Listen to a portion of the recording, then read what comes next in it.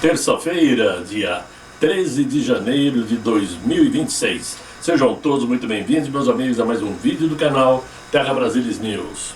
Nós temos muito o que conversar no dia de hoje, muitos assuntos, e é bom sempre lembrar, existem muitas pessoas que ainda não se deram conta de tudo que está acontecendo no mundo. É bom prestarem atenção, porque o mundo está em ebulição.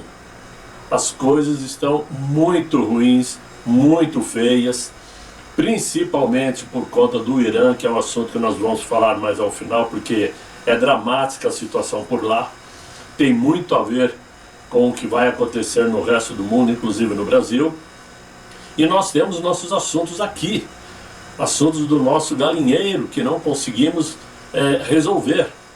Portanto, as pessoas precisam estar atentas, porque com essas possibilidades de impostos que chegarão, e com uma vida política difícil, corrupções, né, segurança abaixo de zero, é claro que todos correm risco. E evidentemente que é muito ruim começar um vídeo fazendo esse tipo de alerta. Mas somos todos adultos, aqui não existem crianças, penso eu, né? Então é necessário que as coisas sejam colocadas dessa forma. Mas eu quero começar dizendo o seguinte: o envio à Polícia Federal de um pedido para investigar Flávio Bolsonaro por associar o atual mandatário brasileiro ao Maduro não pode ser analisado como um fato isolado. Já deixou de ser há muito tempo.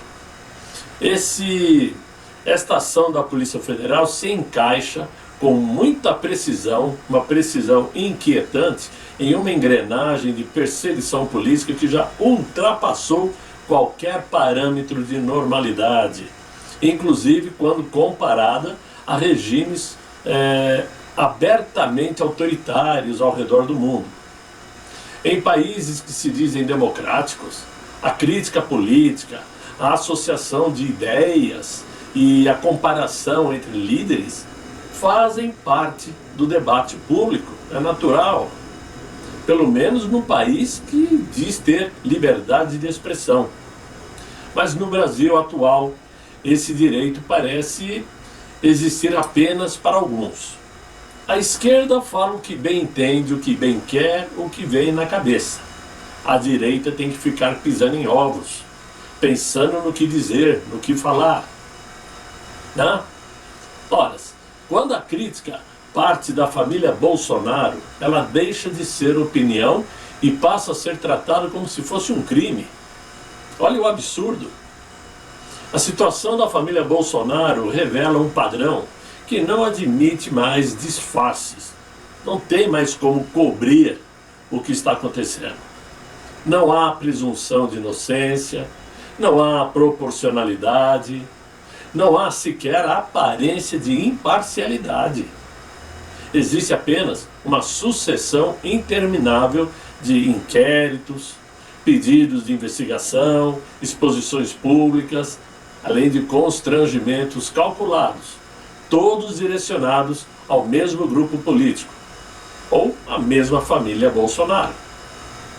O objetivo já não é apurar fatos, mas sim manter uma pressão constante, pressão política, jurídica e psicológica a todos os membros da família Bolsonaro que desafia o sistema estabelecido, claro. A vida atual de Jair Bolsonaro é o retrato mais claro desse processo. Um presidente que foi retirado do Planalto, né? Vocês entendem o que eu estou falando, que é tratado como inimigo do Estado brasileiro, submetido a vigilância permanente, restrições, investigações sucessivas e um cerco institucional que não encontra paralelo em democracias maduras. Jair Messias Bolsonaro é hoje um sequestrado que está trancafiado como um serial killer, né? Mesmo não tendo eliminado ninguém, nem uma mosca sequer. Então não se trata mais de responsabilização por atos concretos, mas uma tentativa contínua de aniquilação política e simbólica. E o Brasil vem assistindo quase que anestesiado a consolidação de um modelo em que discordar do poder se tornou um risco real. Um sistema político doente, que já não tolera oposição, sabe? Não toleram nada, essa que é a verdade. Um sistema assim precisa transformar adversários em criminosos para poderem justificar a própria sobrevivência. E é nesse cenário que a família Bolsonaro se tornou o alvo preferencial. Um exemplo público do que acontece com quem ousa desafiar a engrenagem. Isso não é justiça. O que se vê está longe disto. É pura perseguição, mais nada. E quando a perseguição se normaliza, a democracia deixa de ser um valor e passa a ser apenas um discurso vazio, repetido para encobrir aquilo que realmente está em curso no Brasil. Então, essa denúncia que foi feita, obviamente, por uma deputada petista, que nem sequer lembra o nome de tão insignificante que é, para a Polícia Federal, onde a Polícia Federal, né, já mandou para o Ministério Público, beira ao ridículo. Querer pegar uma manifestação de Flávio Bolsonaro lá atrás para jogar nas costas dele agora, mesmo antes de ser oficializado como candidato, porque ainda é cedo para isso. Já para quê? Para tentar criar um ambiente propício para que essa denúncia chegue ao Supremo, para que depois o Supremo faça aquela pressão, etc e tal, não? Isso nada mais é do que perseguição. E aí eu me pergunto, mais uma vez eu pergunto, onde estão os parlamentares? Tem bolsonarista aí, que é candidato a governo lá no Rio Grande do Sul, pulando uma marcha carnavalesca, nem sei o que ele está fazendo lá. Outros estão de férias, né? Sumiram do mapa. Cadê o Sóstenes? Cadê o Girão? Cadê o Van Hatten? Cadê o Nicolas? Cadê esse pessoal todo? Estão esperando o quê? Estamos colhendo assinaturas. Já temos tantas assinaturas para pedir impeachment de Alexandre de Moraes. Mais um? Já tem mais de 100 pedidos de impeachment contra ele. Alguém acredita que isso vá adiante? Outros estão colhendo assinaturas para CPIs. CPI de quê? Para quê? Nenhuma CPI dá certo, nenhuma tem resultado, nenhuma chega ao final com resultado positivo e sempre, hoje oposição e antes era governo, os bolsonaristas sempre perdem, porque a manobra é muito bem feita lá dentro. Agora, eu não vejo ninguém, né, fazendo aí uma manifestação para juntar grupos e criar, sim, uma manifestação nacional, uma parada nacional. O que eu vejo são pessoas apontando o que precisa ser feito, mas ninguém faz. Não adianta alguns comunicadores ficarem aí, tem que fazer aí uma pressão, que o fulano tem que se manifestar, o ciclano tem que se manifestar, mas ele próprio não se manifesta abertamente. Vamos parar o Brasil. Não tem coragem de falar isso no programa dele. Porque todos têm medo. Eu tenho medo, todo mundo tem medo. Só que eu não me meti a besta a tentar imaginar um dia ser candidato e parlamentar de alguma coisa. Até porque eu não teria qualidade para isso. Não é meu perfil. Quem se meteu nessa é quem tem que se coçar. Não estão lá representando o povo. Não estão lá porque foram eleitos pelo povo, prometendo fazer isto, fazer aquilo, aquilo outro. Então que se cocem. Que se virem. No entanto, ficam todos, né, olhando para as nuvens com aquela cara de paisagem, como se ninguém estivesse observando. Enquanto isso, Jair Messias Bolsonaro e mais de uma centena de inocentes estão presos, sofrendo, passando humilhações, longe dos seus familiares, doentes. Alguns, infelizmente, já perderam a vida. e todo mundo parado. Esperar que alguma coisa ocorra pela imprensa, esqueçam que a imprensa não vai fazer nada. Não vai fazer absolutamente nada. A imprensa ajudou a criar esse estado de coisas que acontece no Brasil hoje. O que eles sabem é ficar fazendo poeira, fazendo fumaça, para desacreditar agora Flávio Bolsonaro, que é o candidato estabelecido por Jair Messias Bolsonaro, é o nosso candidato de direita, que tem tudo para ganhar se ocorrer, né, eleições limpas, evidentemente. Então o que a imprensa já começa a fazer? Começa de novo com aquele velho assunto. Quem saiu aí na Revista Oeste? Tarcísio é o candidato, ele empata com Lula. Ah, esqueçam o Tarcísio de Freitas. Isso parece masoquismo ou algum fetiche. Só pode ser fetiche. Deixem Tarcísio de Freitas quieto, trabalhando aqui em São Paulo. Ou então deixe que ele se manifeste, que quer sair candidato à presidência, aí sim, torem o pau depois. Mas não é o caso, parem de ficar fazendo onda, o candidato é Flávio Bolsonaro.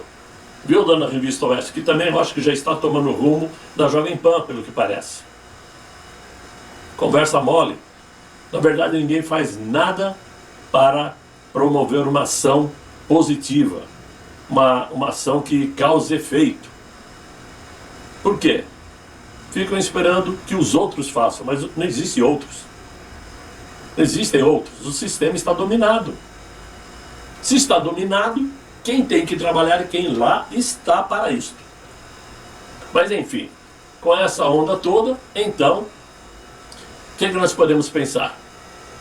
Não? O que nós podemos pensar? Prova disso que hoje aquele ministro recusou um recurso apresentado pelos advogados de Jair Bolsonaro contra a condenação por liderar uma tentativa de golpe. Claro, Jair Bolsonaro não liderou porcaria nenhuma, nem no Brasil estava. E nem aqui aconteceu nenhum tipo de problema nesse nível. Tudo foi invenção, tudo foi armação. Mas o ministro disse não ao recurso. Porque, segundo ele, a muralha da democracia, o recurso é absolutamente incabível, inaceitável, juridicamente falando, considerando que a ação contra Jair Bolsonaro já transitou e foi julgado. Mas e antes de ser transitado e julgado? Vocês não sabiam disso tudo? Claro que vocês sabiam, todos ficaram calados, quietos. Aí fica essas noticiazinhas, né? Que o senador Rogério Marinho se encontrou com os ministros André Mendonça, Cássio Nunes Marques, para uma conversa, para tratar de... Parem com isso, ninguém mais acredita em solução. Pelo menos dentro dessa suposta legalidade jurídica. Ninguém acredita nisso. Então, por isso eu falo, brasileiro, abram os olhos, se cuidem. Eu não estou metendo medo em ninguém, só estou alertando para uma realidade. Cuidem do rico dinheirinho que vocês ainda têm. Os que têm muito, parabéns, cuidem do dinheiro. Os que têm pouco, sinto muito, continuem se virando aí nos 30, né? Porque a tendência é que a situação econômica do Brasil fique pior que a situação política pelo que vem por aí. É o que eles prometem. Vamos aguardar, né? Agora, enquanto isso, ao observarmos o cenário político brasileiro atual, através dessas lentes aí que nós temos espalhados pelo Brasil, vou citar a lente do Banco Master. Nós não estamos diante de meras falhas administrativas ou coincidências infelizes, mas sim assistindo a uma encenação de uma verdadeira tragédia institucional. O episódio do Banco Master, longe de ser um problema técnico, isolado, ele funciona como a ponta de um iceberg de um sistema que opera para se proteger e não para servir a nação. Tá? Por quê? Isso tudo está expondo o esgotamento moral do modelo de Estado que é inchado e corporativista. Um governo que insiste em perpetuar. Esse sistema de governo falido insiste em se perpetuar. E no centro desse tabuleiro, vemos aí uma coreografia perturbadora entre o Tribunal de Contas da União e o Banco Central. A busca do Banco Central por um selo de qualidade, como se precisasse disso. Se está precisando disso é porque as coisas lá dentro também não andam bem, claro, né? A rendição da técnica à política.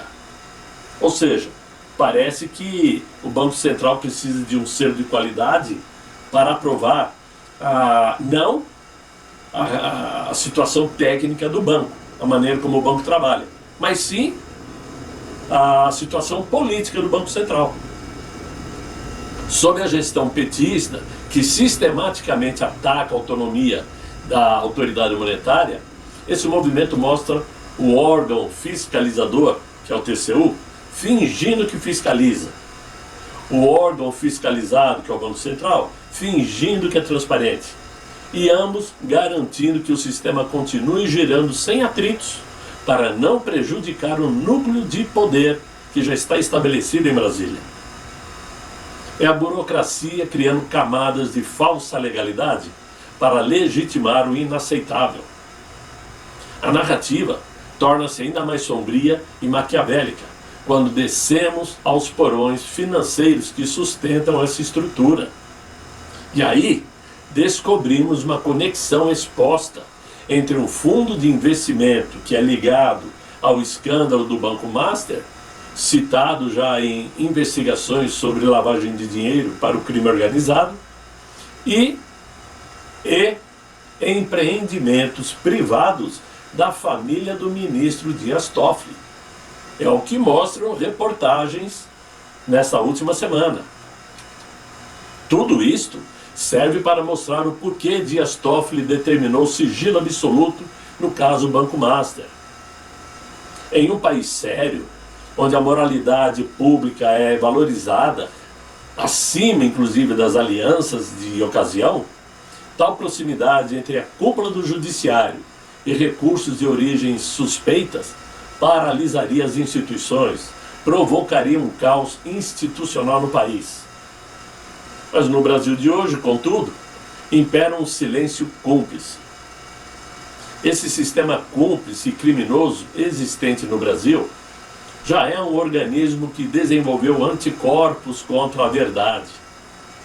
Inspeções vira chancelas, cooperação vira cumplicidade e a legalidade torna-se apenas uma formalidade de papel, enquanto a credibilidade real se dissolve. Essa é a realidade.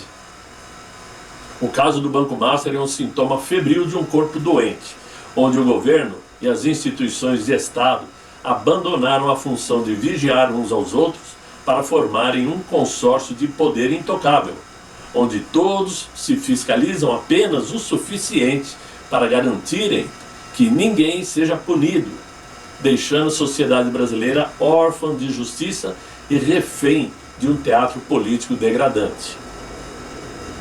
Muito bem. Tudo isto parece pequeno, mas não é. Eu acho que essa situação toda que acontece no Brasil é dramática, politicamente e economicamente, assim como é dramático a situação, ou dramática, a situação no Irã, que eu citei no início. O Irã mergulhou em um dos capítulos aí mais sombrios da sua história. Enquanto notícias dão conta de que já ocorreram cerca de, uns falam oficialmente 2.000 mortos, e por fora alguns dizem que já chegou a 20.000 mortos no Irã, porque lá está sem comunicação, sem internet, sem nada. Mas tudo isso por conta de uma onda de protestos, e a repressão que se espalhou pelo país é algo nunca visto. Alguns repórteres dizem que são corpos a perderem de vista, espalhados pelas ruas. Incontável número de corpos. Um verdadeiro massacre.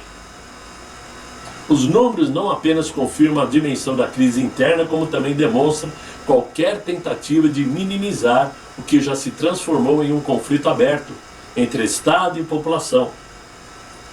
A prova disto é que a Alemanha, Espanha, França, Itália, Portugal, Bélgica, Finlândia, Holanda, República Tcheca e Reino Unido já convocaram os embaixadores do Irã em condenação ao massacre de manifestantes iranianos.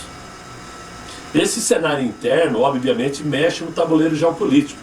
E em Washington, o presidente Donald Trump já elevou o tom ao ameaçar impor tarifas de 25% ao Irã e a quem negociar com o Irã, como é o caso do Brasil. E isso tudo serve de resposta à repressão e à instabilidade do país persa, sinalizando que os Estados Unidos não pretendem tratar a crise como um assunto doméstico iraniano. Muito pelo contrário. A ameaça econômica funciona como mais um instrumento de pressão direta, mas carrega efeitos colaterais relevantes ao mirar Teherã. Todo mundo sabe que Trump é um estrategista, ele é formado em business, negócios, né? E por isso, Donald Trump reacende com esse tom elevado as tensões com a China, né? O principal parceiro comercial e estratégico do Irã, e isto eleva um problema, digamos assim, muito maior, que é o massacre que a população iraniana está sofrendo. Trazer isto à tona é fundamental para que o mundo reaja contra o Irã e vá fechando portas. Tá? Porque, para os Estados Unidos, o que está acontecendo é mais uma peça movida no tabuleiro de xadrez. E um movimento muito previsível aos olhos de Donald Trump. Era algo muito previsível.